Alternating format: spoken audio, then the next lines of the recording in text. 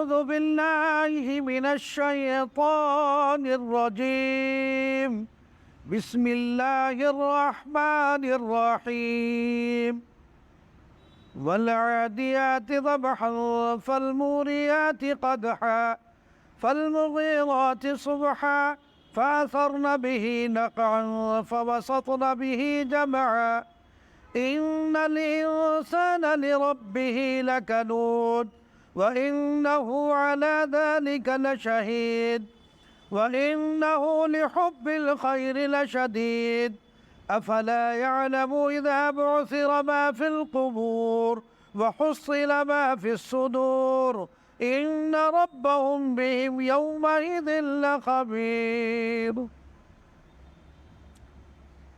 اس وقت جن آیات کی تلاوت کی گئی ہے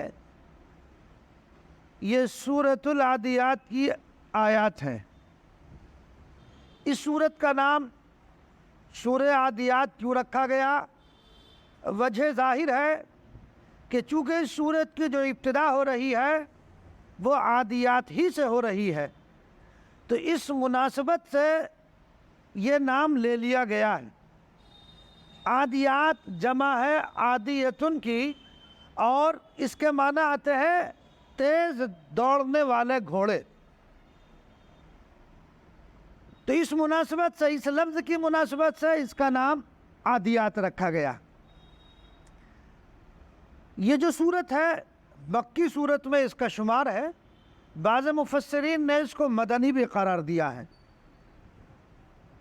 موجودہ ترتیب قرآنی کے لحاظ سے یہ سورت آپ دیکھیں گے قرآن کریم میں العادیات لکھا ہوا ہے، پھر اس کے برابر میں لکھا ہوا 100، تو یہ جو 100 کا شمار لکھا ہوا ہے تو موجودہ ترتیب قرآنی کے لحاظ سے 100 ہے، مگر نزول کے اعتبار سے اس کا جو شمار ہے وہ 34 ہے، یعنی 33 صورتیں اس سے قبل اور 80 صورتیں اس کے بعد نازل ہوئی۔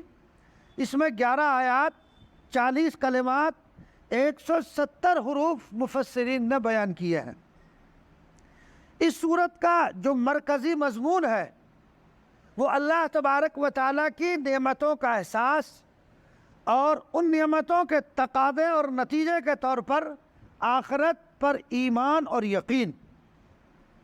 چونکہ یہ مکی صورت ہے اور عام طور پر مکی صورتوں میں ایمان اور یقین پیدا کرنے کی کوشش کی گئی ہے، اس لیے اس صورت میں انسان کے اندر اللہ کی نعمتوں کا شعور پیدا کر کے جذبہ شکر کو ابھارا گیا ہے، اور کیونکہ شکر کا جذبہ ہی انسان کو مجبور کرتا ہے کہ وہ اپنے احسان کرنے والے کی قدر کرے، تو اس کی بڑائی اور محبت کو دل میں جگہ دے، اس طرح وہ اپنے محسن اور منعم حقیقی کی اطاعت اور عبادت پر آ جائے۔ بہرحال یہ اس صورت کا ایک مرکزی مضمون ہے جو آپ کے سامنے عرض کیا، پھر اس کو مزید مثال سے واضح کیا گیا ہے۔ اللہ تبارک و تعالی جا بجا کوئی مضمون ہو اس مضمون کو مثال سے دے کر بیان کرتے ہیں تاکہ وہ جلدی آدمی کے ذہن میں آ جائے، اور مثالوں میں کبھی مکھی کی مثال دے دی جاتی ہے جیسے سورہ بقرہ میں گزرا، کبھی مچھر کی مثال دے دی جاتی ہے، کہیں دیگر جانوروں کی مثال دے دی جاتی ہے، مقصود سمجھانا، بات کا ذہن میں اتر جانا ہے۔ چنانچہ یہاں اللہ تبارک و تعالیٰ نے گھوڑے کی قسم کھائی، والعادیات ضبحا فالموریات قدحا فالمغیرات صبحا۔ یہاں جو ابتدائیہ جملہ ہے وہ قسمیہ ہے، تو قسم کھا کر اللہ تبارک و تعالیٰ ایک چیز کو بیان فرما رہے ہیں۔ حالانکہ یہ بات بار بار بتائی جا چکی ہے کہ اللہ تبارک و تعالیٰ کو مخلوق کی قسم کھانے کی ضرورت نہیں، مخلوق کے لیے جائز نہیں ہے کہ وہ مخلوق کی قسم کھائے، اللہ کے لیے جائز ہے۔ مخلوق کے لیے انسان کسی جانور کی، کسی انسان کی قسم کھائے اس کے لیے منع ہے، اللہ کی بنائی ہوئی چیز ہے اللہ کھا سکتا ہے۔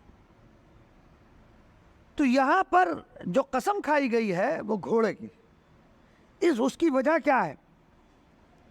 اس کی وجہ یہ ہے کہ عرب چونکہ لڑائی میں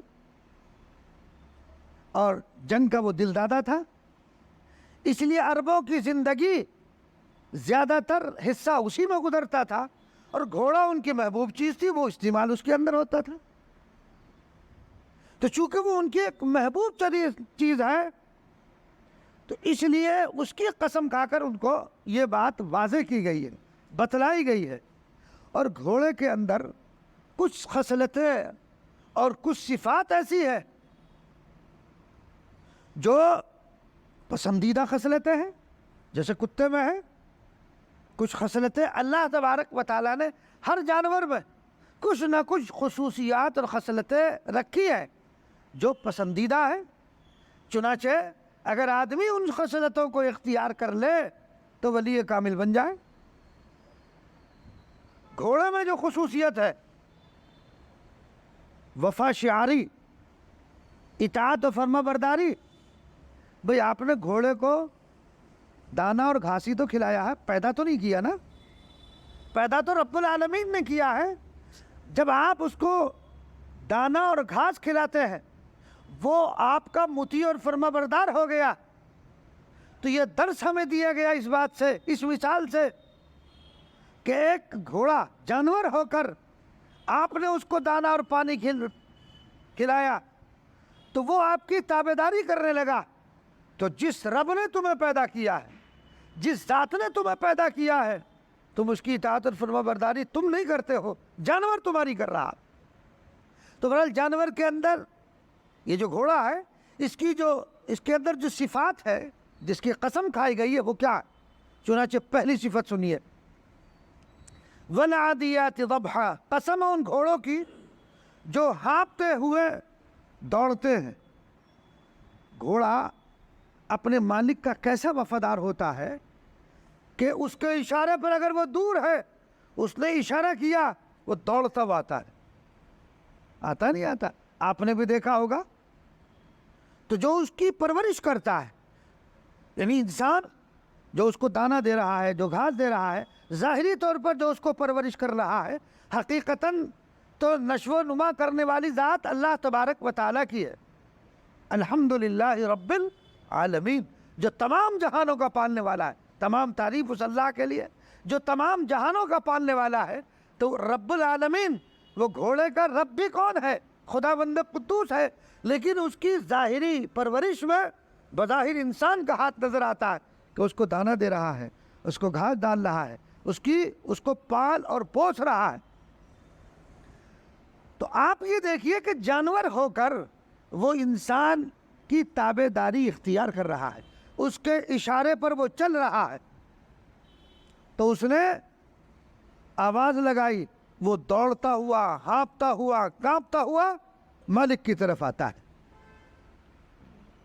تو آپ نے دیکھا ہوگا کہ جب گھوڑا دوڑتا ہوا آتا ہے تو ایک آواز نکلتی ہے اس کے پیٹ سے، ہے نا؟ اس کے پیٹ سے ایک آواز نکلتی ہے ہانپتے ہوئے، اسی کی قسم کھائی گئی ہے یہاں۔ دوسری صفت، فالموریات قدحا، قسم ہے ان گھوڑوں کی جو پتھروں پر ٹاپ مار کر آگ جھاڑتے ہیں۔ اس کا کیا مطلب ہوا؟ گھوڑا اس قدر قوی اور طاقتور جانور ہے کہ جب یہ دوڑتا ہے اور پتھریلی اور ریتیلی زمین پر ہوتا ہے، اور اس کے آپ نے دیکھا ہوگا پیر میں ایک آہنی سم لگی ہوتی ہے، لگاتے نا اس کے پیر میں ایک لوہے کی، تو وہ جب وہ پتھر پہ پڑتا ہے تو اس کی جب رگڑ لگتی ہے تو اس سے چنگاری پیدا ہوتی ہے، وہ مراد ہے۔ گھوڑا جب وہ پتھروں پر ٹاپ مار کر آگ جھاڑتا ہے، آگ جھاڑنے کا کیا مطلب ہے؟ یعنی جب وہ پتھر تیزی کے ساتھ رکھتا ہے اور اس پر جب رگڑ لگتی ہے تو اس سے چنگاری نکلتی ہے۔ اور تیسری صفت بیان فرمائی، فالمغیرات صبحا، قسم ہے ان گھوڑوں کی جو غارت کرتے ہیں صبح کے وقت۔ عرب کی اکثر عادت تھی، وہ رات میں حملہ ور نہیں ہوتے تھے۔ عرب لوگ، ان کا معمول کیا تھا؟ ان کی عادت یہ تھی کہ اکثر صبح کے وقت ہی حملہ کرتے تھے، رات کو چل کر ٹھہر گئے کہیں اور پھر صبح ہی صبح حملہ کر دیا۔ کیوں؟ اس لیے کہ معلوم کہ دشمن سویا ہوا ہوگا، وہ بے خبر ہے اور اس پر حملہ کر دیا، وہ خواب غفلت میں پڑا ہوا ہے، تو اس لیے فرمایا فالمغیرات صبح، قسم ہے ان گھوڑوں کی جو غارت کرتے ہیں صبح کے وقت میں، یعنی حملہ آور ہو رہا ہے کب؟ صبح کے وقت میں۔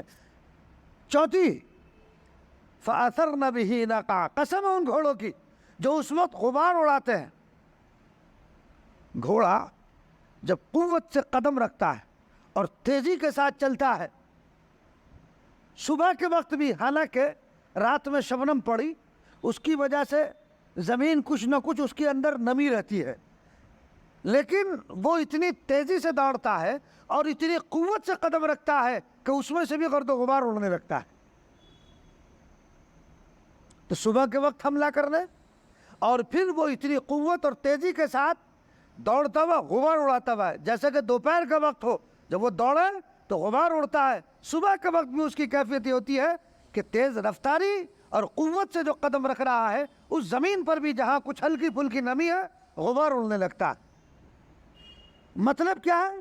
یعنی دشمنوں کی صفوں میں جا گھستا ہے، ایسا طاقتور ہے۔ پانچویں صفت فَوَسَطْنَ بِهِ جَمْعًا، قسم ہے ان گھوڑوں کی جو اس وقت دشمنوں کی جماعت میں جا گھستے ہیں، تیزی کے ساتھ دوڑتا ہوا، زمین پر قدم کو زور سے مارتا ہوا۔ کہا گیا ہے وہ بے خوف و خطر، اس کو کوئی خوف نہیں ہے، وہ بے خوف و خطر دشمن کی فوج میں گھس جاتا ہے۔ تو ان 5 قسموں کے بعد بطور جواب قسم جو بات فرمائی گئی وہ کیا ہے؟ ان الانسان لربہ لکنود، بے شک آدمی اپنے پروردگار کا بڑا ناشکرا ہے۔ دیکھو گھوڑے کی 5 صفات بیان کی گئی، یہ 5 صفات بیان کر کے اللہ تعالیٰ کیا بیان کرنا چاہتے ہیں، کیا پیغام ہم کو دینا چاہتے ہیں؟ یہ آ گیا ان الانسان لربہ لکنود۔ یہاں انسان سے مراد کون ہے؟ انسان سے مراد کیا عام انسان ہے؟ یہاں انسان سے مراد وہ شخص ہے جو ایمان لے کر نہیں آیا، جو ایمان کی دولت سے بہرہ نہیں ہے، جو دور ہے ایمان سے۔ یہاں انسان سے مراد مومن نہیں، غیر مومن مراد ہے۔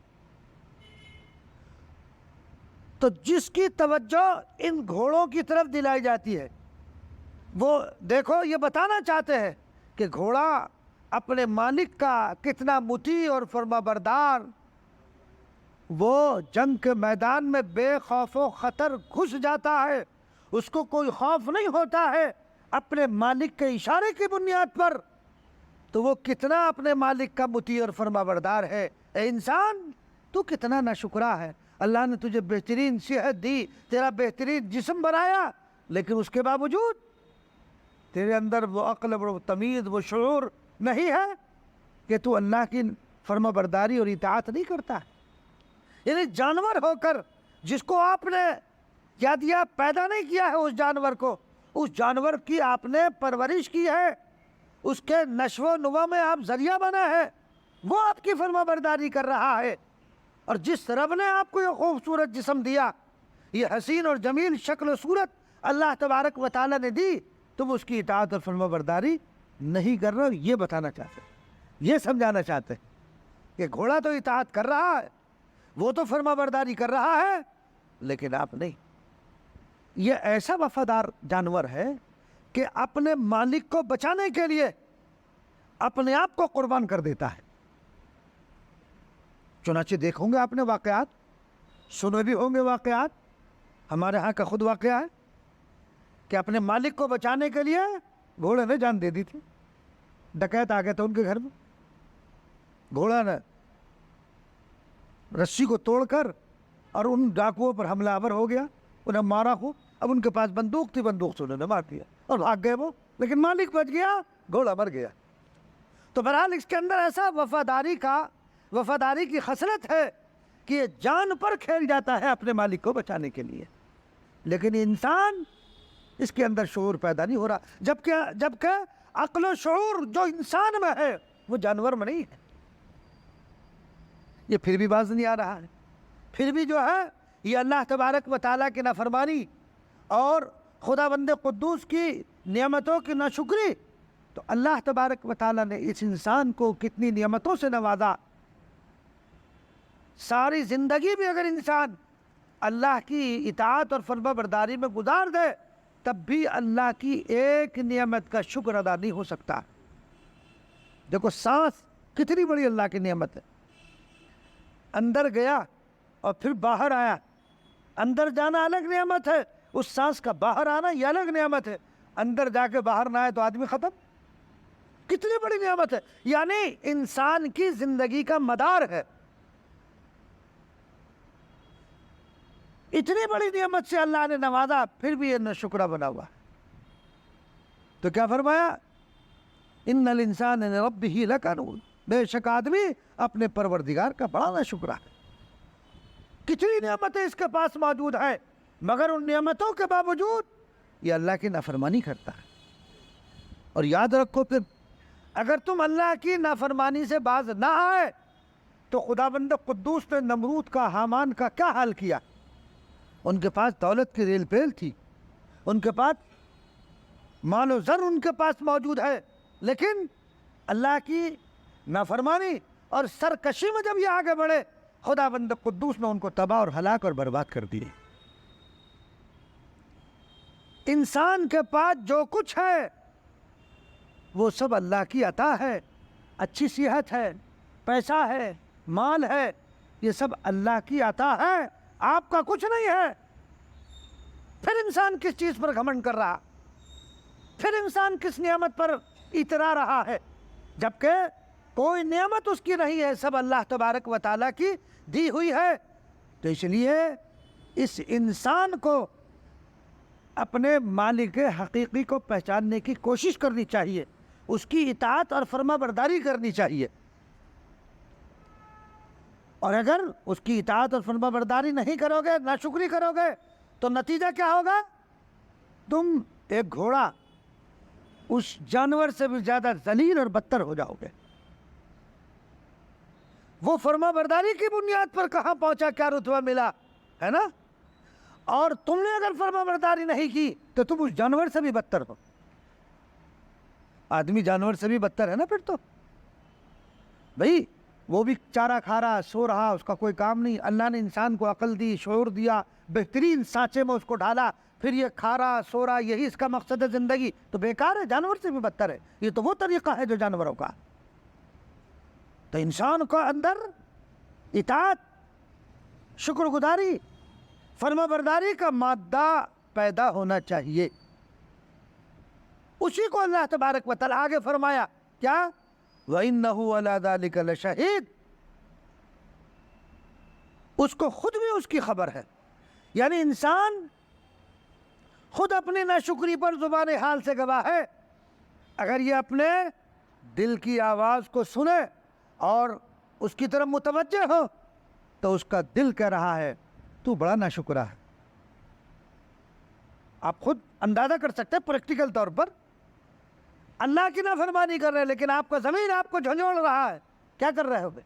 جس رب نے تمہیں مال دیا، صحت دی، حسن دیا، تم اسی کی نافرمانی کرو، تو انسان کا جو ضمیر ہے وہ اس کو جھنجھوڑتا ہے کہ اس سے بعد آ جاؤ، بہت غلطی کر لی تم نے، بہت گناہ کر لیے، تم جو ہے اپنے محسن کا تابع ہو جانا چاہیے تھا، اس کا فرما بردار ہو جانا چاہیے تھا، مگر تم نے اپنے محسن کو بھلا دیا۔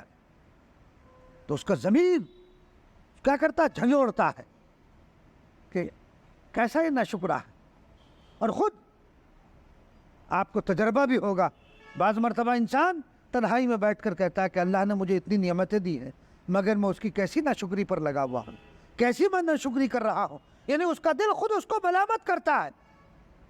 اور آگے انسان کی حالت بتلائی گئی وَإِنَّهُ لِحُبِّ الْخَيْرِ لَشَدِيدٌ، اور وہ مال کی محبت میں بڑا مضبوط ہے، اس میں لالچ، حرص، طمع۔ یہ کیوں کر رہا ہے؟ مال کی محبت، لالچ، اس کے اندر بخل، امساک کی کیفیت پیدا اس کے اندر ہو گئی ہے، اور اس مال نے اس کو اندھا بنا رکھا ہے۔ وہ سمجھ رہا ہے کہ جو کچھ میں کما رہا ہوں، صبح سے شام تک جو میری تگادہ ہے، اس پیسے کے لیے تو میں اپنے قوت بازو سے اس کو کما رہا ہوں، لہذا اس پیسے کو کیا کرتا ہے؟ سنبھال کر رکھتا ہے۔ جو تقاضے ہیں اس مال کے، ان تقاضوں کو پورا نہیں کرتا۔ زکوٰۃ جب صاحب نصاب ہے، زکوٰۃ کا مطلب آتا ہے تو زکوٰۃ نہیں دیتا ہے۔ صاحب استطاعت ہے، حج کا موسم آیا، حج فرض ہے، حج نہیں کر رہا ہے، اس کی طبیعت میں امساک، روک لیا، خرچ نہیں کر رہا، بخیل بن گیا، حالانکہ اللہ کی دی ہوئی چیز ہے، تو اس پر شکر گزار ہونا چاہیے۔ اور نعمت کا شکر جانتے ہو کیا ہے؟ اللہ نے کوئی نعمت دی ہے تو شکر ایک تو زبان سے ہوتا ہے، اللہم لک الحمد ولک الشکر، ہے نا؟ ایک شکر یہ ہے، ایک شکر عملی ہے۔ مثلا مال اللہ نے دیا، اس کو محتاجوں پر خرچ کرو، یہ اس نعمت کا شکر ہے۔ اس کو روکے رہو گے، بخیل بنے رہو گے۔ جیسے میں نے سنا تھا وہاں تو ایک بخیل تھا، اس کے ہاں ایک مہمان آ گیا، اس کے ہاں اس وقت کچھ تھا نہیں تو اس نے شہد رکھ دیا۔ اب وہ جو مہمان آیا تھا اس نے شہد نکالا اور کھانا شروع کر دیا، تو بخیل کیا کہتا؟ زیادہ نہ کھاؤ، یہ تمہارے دل کو جلا دے گا۔ تو مہمان بھی بڑا ہوشیار تھا، کہنے لگا میرے نہیں تیرے،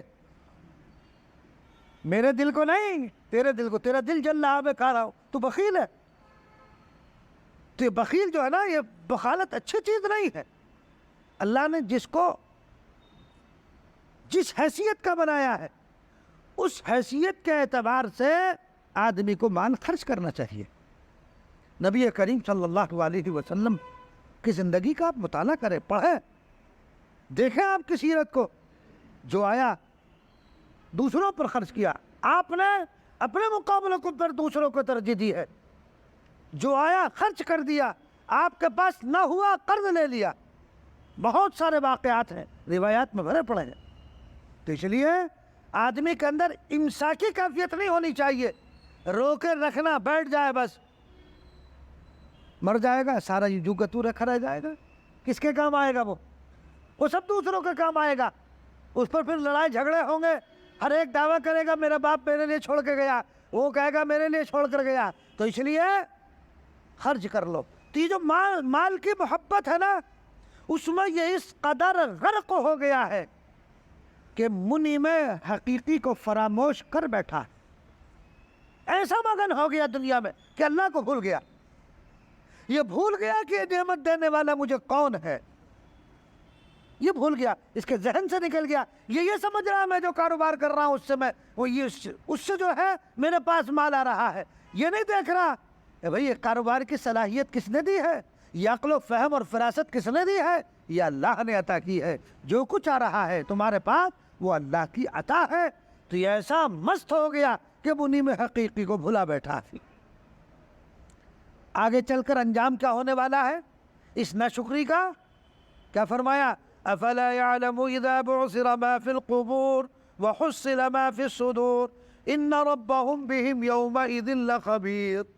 وہ وقت بھی آنے والا ہے کہ جب قیامت کے دن سب دوبارہ زندہ کیے جائیں گے، اور مردہ جسم قبروں سے نکل کر زندہ کھڑے کیے جائیں گے، اور دلوں میں جو چیزیں چھپی ہوئی ہیں سب کھول کر رکھ دی جائے گی۔ اس وقت ان اعمال بد اور عقائد فاسدہ کی سزا دی جائے گی۔ اس وقت دیکھیں گے یہ مال کہاں تک کام آئے گا۔ اس وقت دیکھیں گے آج تو مال پر اترا رہا ہے، جوڑ جوڑ کر جمع کر کے تجوری میں بھر کر رکھ رہا ہے، محتاجوں، غریبوں، ضرورت مندوں کو اس مال کو خرچ نہیں کر رہا۔ تو کل قیامت میں دیکھیں گے کہ یہ مال کہاں کام آتا ہے تمہارے۔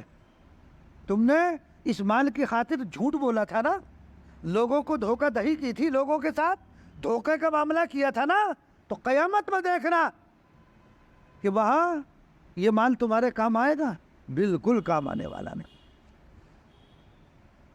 اللہ تبارک و تعالی تمہارے ظاہر اور باطن کو جاننے والا ہے، سب کچھ اس کے سامنے آیا ہے، کوئی چیز ایسی نہیں ہے جو اس سے چھپی ہو۔ دوستو کل قیامت میں اگر ایک نیکی کی ضرورت پڑے گی نا، ایک نیکی، تم اگر آسمان اور زمین کے درمیان کا جو خلا ہے، اگر اتنی دولت تمہارے پاس وہاں ہو بھی، اول تو ہوگی نہیں، اگر ہو بھی، اور ایک نیکی حاصل کرنا چاہو تو مل نہیں سکتی، وہاں تو حال یہ ہوگا کہ باپ کو اگر ضرورت پڑ گئی ایک نیکی کی، بیٹے کے پاس جائے گا، بیٹا کہے گا میں خود مصیبت میں ہوں۔ یوم یفر المرء من اخیہ وامہ وابیہ وصاحبتہ وبنیہ، انسان اپنی بیوی سے، اپنے باپ سے، اپنی ماں سے ایک دوسرے سے بھاگیں گے، کوئی جو ہے وہ نیکی دینے کے لیے تیار نہیں ہوگا، کوئی آپ کا تعاون نہیں کرے گا۔ تو اس لیے عقل مندی یہ ہے کہ دنیا ہی سے نیکیوں کا ڈھیر لے کر جاؤ، کما کر کے جاؤ، قرآن کی ذکر و اذکار، نماز کی پابندی، اللہ نے مال دیا اس مال کو خرچ کر کے جاؤ۔ حدیث میں آتا ہے انسان کہتا ہے نا مالی مالی، میرا مال میرا مال، انسان کے مال تین ہے، ہم نے بارہا بتایا۔ حدیث میں آتا ہے انسان کا مال تین ہے، جو کھا لیا، جو پہن لیا، اور جو اللہ کے راستے میں خرچ کر دیا، وہ آپ کا ہے۔ چوتھا آنکھ بند ہوتی سب دوسروں کا، چوتھا مال آپ کا نہیں ہے۔ تو اس لیے اس مال کو محتاجوں پر، غریبوں پر، ضرورت مندوں پر خرچ کرو، کھاؤ اور پیو۔ اللہ نے جب نعمت دی ہے تو اس نعمت کو جو ہے جائز مصارف پر خرچ کرو، بخیل مت بنو۔